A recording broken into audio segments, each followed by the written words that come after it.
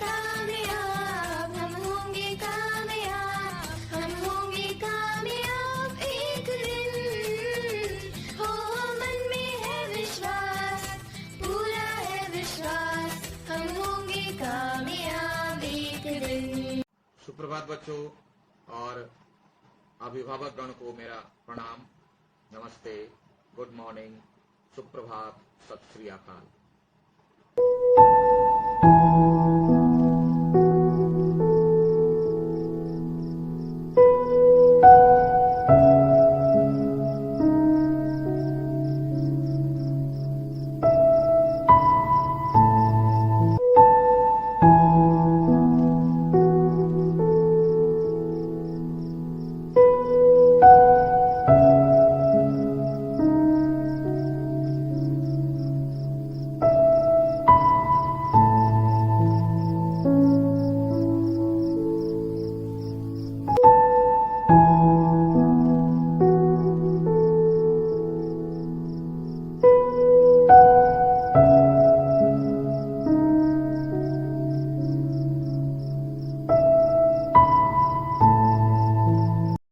चलिए बच्चों, निकाली कक्षा 10 के लिए एकांकी, है ना। अगला लेते, हम लोग यहां तक देख चुके थे पेज नंबर 78 कि दुर्योधन और युधिष्ठिर में बातचीत चल रही है। दुर्योधन जो अपने गंदे तर्क को लेकर के युधिष्ठिर को दोषी ठहरा रहा है, जिसमें वह यह कहा था कि दुर्योधन न्यायी है, इसीलिए सारे गुरुजन उनके साथ थे। पांडव अन्यायी है, इसीलिए उसके साथ कोई नहीं था, सिर्फ कृष्ण था और वह भी अकेले, जबकि कृष्ण उसको अपनी सेना दे दी थी, यह आधार बना रहा था। युधिष्ठिर कहता है तब आगे, सुयोधन, मैं तुम्हें सांत्वना देने आया था, मैं तुम्हें हिम्मत दिलाने आया था, ये फिजूल की बातें करने नहीं आया था, विवाद करने नहीं। मैं तो तुम्हारी पीड़ा बांटने आया था, बोला मैं तो तुम्हारा कष्ट को कम करने के लिए आया था, क्योंकि तुम चाहे जो समझो, बोले तुम्हारे जो समझना है समझो, मेरी इस बात का तुम विश्वास करो कि मैं इस रक्तपात के लिए तैयार ना था। मैं तो महाभारत चाहता भी नहीं था। मैंने भी कहा 3-5 भाई 5 गांव दे दो। कृष्ण भी समझाने आए, मुझे राजपाट की कोई इच्छा नहीं थी, मुझे सिर्फ आजीविका चलाने की इच्छा थी, मैं तो उसे चाहता भी नहीं था, इसलिए मैं तो महाभारत भी नहीं, महाभारत के लिए तो तुमने मजबूर किया, मेरी इच्छा यह कदापि नहीं थी, मेरी इच्छा बिल्कुल नहीं थी यह करने की, बिल्कुल नहीं, ये तुम्हारे जिद के कारण महाभारत हुआ। दुर्योधन कहा, ध्यान से समझना, मैं इसका कैसे विश्वास करूं? बोला मैं कैसे विश्वास कर लूं? क्या तुम्हारे कह देने से होगा? ये कि तुम्हारे कह देने से हो जाएगा? तुम कह दिया मैं मान लिया, पर तुम्हारे वचनों से भी सशक्त स्वर हैं तुम्हारे कार्य। जो तुम ऐसी बड़ी बड़ी बातें करते हो ना, तो तुम्हारी बातों से भी कठोर है तुम्हारा काम। तुमने जो किया है वह तो प्रमाण है, तुम्हारी बातों से कुछ नहीं हो, तुमने जो किया वह उसका प्रमाण है कि तुम अन्यायी हो, तुम्हारे चलते महाभारत हुआ। दुर्योधन डांट रहा है युधिष्ठिर को, तुम्हारे जीवन की गतिविधि का, तुम्हारे कार्यों का, यानी तुमने जो किया, तुम्हारे जीवन की गतिविधि का, शुरू से जो तुम्हारे जीवन की एक्टिविटीज रही, और वह पुकार पुकार कर कह रही है, यानी पुकार वह तुमने जीवन काल में जो जो किया, उससे यह सिद्ध होता है युधिष्ठिर कि शोणित तर्पण चाहता है। शोणित यानी खून, तर्पण चाहता है यानी बलिदान चाहता है। तुम्हारा व्यवहार वही है। युधिष्ठिर रक्त की होली खेलने के लिए सारे अवसर जुटा रहा था, तुम तो पहले से ही तैयारी कर रहे थे कि महाभारत करेंगे, पहले से ही तैयारी कर रहे थे, और दोष दुर्योधन को देते हो। भविष्य को भी तुम चाहो तो बहका सकते हो। युधिष्ठिर बोला, भविष्य काल, फ्यूचर को भी तुम डिनाई कर दो, समझा दो, आने वाली पीढ़ियों को तुम समझा दो, कर सकते हो, पर सुयोधन को नहीं बाबा। लेकिन सुयोधन तुम्हारी बातों पर यकीन करने वाला नहीं है। कितना बड़ा विद्वान है? नहीं है।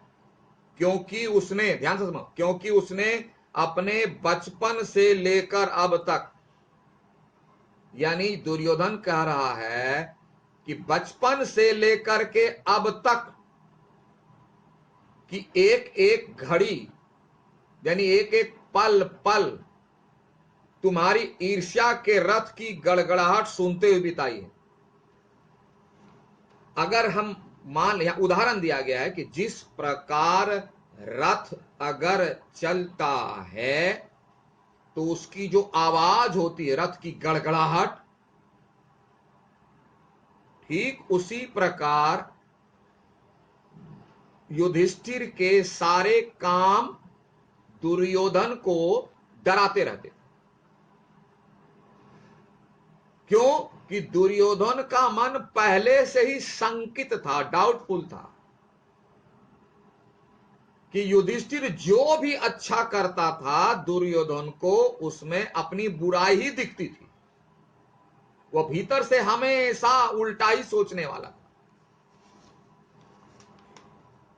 तो वही कह रहा है कि उसने अपने बचपन से लेकर अब तक की एक एक घड़ी तुम्हारी ईर्ष्या की रथ की गड़ाड़, यानी ईर्ष्या को अगर हम मान ले रथ, यानी दूसरे के सुख को देखकर जलने की भावना को मान ले एक रथ है, तो जिस प्रकार रथ चलता है तो गड़गड़ाहट होती है, गड़गड़ होती है, तो उससे शत्रुओं को डर लगता है, कोई महावीर आ रहा है। तो उसी तरह दुर्योधन कहता है कि यह तुम्हारे मन के अंदर जो जलन है, जलन कौन सी? कि दुर्योधन राजा ना बन जाए, तो यह जलन के चलते तुम जो जितने सारे काम किए सब इसी के चलते किए। तो वही करे, सुनते हुए बिताई है, बोला बचपन से मैं तुम्हारी जलन वाले काम को ही देखता आया हूं। और उसका कारण है दुर्योधन का मन। पांडव जो कुछ भी करता था दुर्योधन को लगता था कि यह मेरे विरोध में कर रहा है। क्यों? कि उसके पिता अंधे होने के कारण राजगद्दी पर नहीं बैठ सके और दुर्योधन के मन में आया कि मैं बनूंगा चाहे जो बनूं। तो युधिष्ठिर और पांडव जो भी करते थे तो दुर्योधन को मन में शक होता था कि ये उसके अगेंस्ट में कर रहा है। तो इसी बात की तुलना कर रहे हैं कि मैंने बचपन से तुम्हें देखा है कि जिस प्रकार रथ की गड़गड़ाहट से लोग डर जाते हैं, उसी प्रकार तुम्हारे मन में जो ईर्ष्या का रथ है, ईर्ष्या रूपी रथ है, उसकी गड़गड़ाहट व्यवहार के रूप में बचपन से मैं देखता आ रहा हूं। और दुर्योधन बचपन से बदमाश, ईर्ष्या के रथ की गड़ा सुनते बता, बचपन से मैं यही देखते आ रहा हूं। तुम्हारी तैयारियों ने उसे एक रात भी चैन से नहीं सोने दिया। दुर्योधन कहता है कि तुम तैयारी कर रहे थे, बचपन से तैयारी कर रहे थे महाभारत की, जबकि ऐसी बिल्कुल बात नहीं। तो प्रसंग समझिए, हम फिर से शॉर्ट में समझा रहे। जिस प्रकार रथ जब चलता है तो उसकी आवाज होती चलने की, गड़गड़ाहट, तो उसे शत्रु कांप जाते हैं।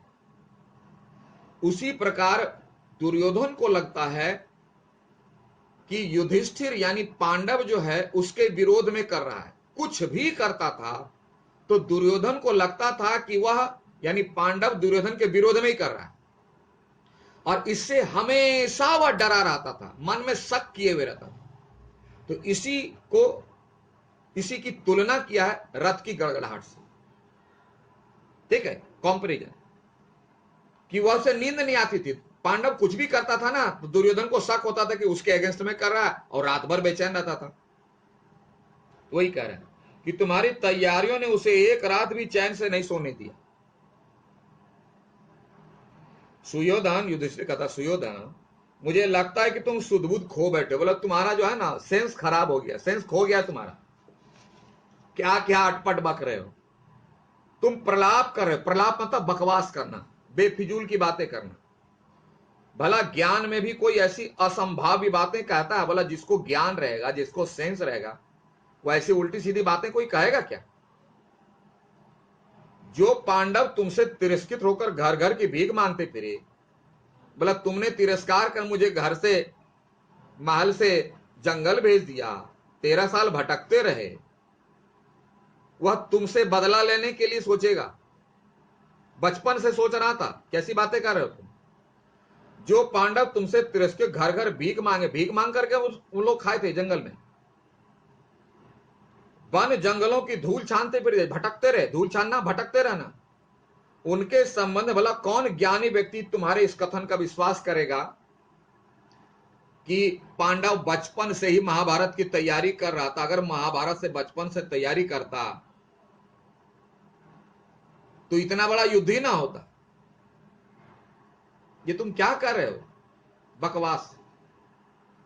दुर्योधन कहता है मैं जानता हूं युधिष्ठिर, अरे मुझे मालूम है कोई विश्वास नहीं करेगा, सब तुम्हारी बातों को विश्वास करेगा, दुर्योधन की बातों का कोई विश्वास नहीं करेगा।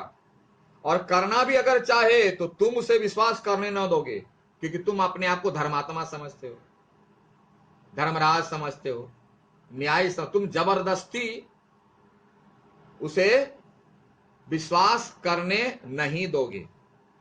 यानी दुर्योधन के मन में पांडव के प्रत्येक व्यवहार के प्रति जो शक पैदा हो गया है, उसी शक का परिणाम है कि वो ऐसी बातें कर रहे हैं।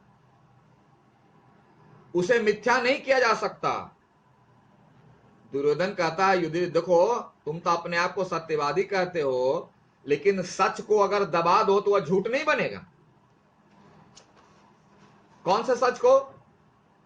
कि युधिष्ठिर बचपन से दुर्योधन के पीछे पड़ा हुआ।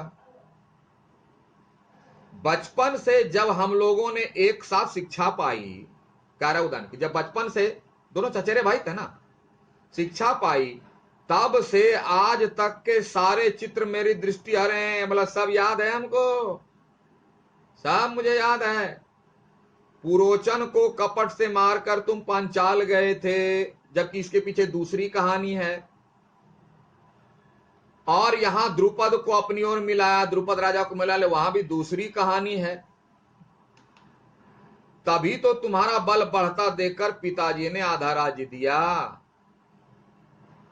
बोला तुम सबको मिला मिला करके ताकतवर हो गए, तभी तो पिताजी डर के तुमको आधा राज्य दे दिए। कहां दिया था? खांडव वन, खांडव वन दिया था, जहां पूरी पूरी मरुभूमि थी, कुछ भी नहीं था। खांडव वन ब्लडर के मारे दे दिया। अरे देते तो अच्छा वाला देते ना, मरुभूमि।